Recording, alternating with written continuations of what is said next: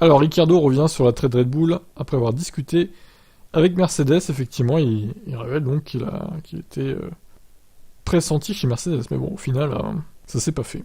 Il y a eu des discussions avec Mercedes. J'ai apprécié leur engagement parce qu'il y avait certainement un intérêt pour cela. Mais ça a un peu stagné, puis l'affaire Red Bull a commencé à avoir de plus en plus de sens et à avoir de plus en plus de poids, et puis ça a progressé naturellement comme ça. Il y avait une partie de moi aussi où, quand j'étais chez Red Bull, Mercedes était toujours l'équipe qui gagnait. Une équipe que je regardais avec attention.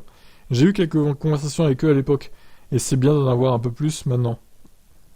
Oui, bon, au final, si c'est pour que ça donne rien, à quoi bon avoir des conversations? Encore une fois, c'était bien d'être encore apprécié par les meilleures équipes après les 2 années que j'ai eues. Ouais alors, Ricardo, c'est qu'un poste de pilote de réserve, hein, c'est pas un poste de titulaire non plus, ne rêve pas, hein. Ricardo concède qu'il a reconnu que Red Bull pouvait lui offrir quelque chose que Mercedes ne pouvait pas. Je me suis dit, écoute, j'ai manifestement beaucoup bougé ces dernières années, et peut-être que j'ai un peu de familiarité, un peu de familiarité me ferait du bien, juste pour revenir et travailler avec des gens avec qui j'ai déjà travaillé.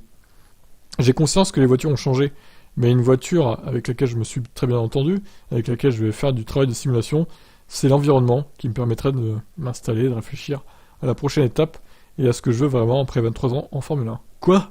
Alors, il y a une petite coquille, ça fait pas 23 ans qu'il est en Formule 1, Ricardo. Le mec, il a 50 ans, et oui. Non, non, 23 ans en sport auto plutôt. Ouais, bon. Bref, passons. Tout ça pour dire qu'au final, il est retourné au Bercail chez Red Bull, donc bon.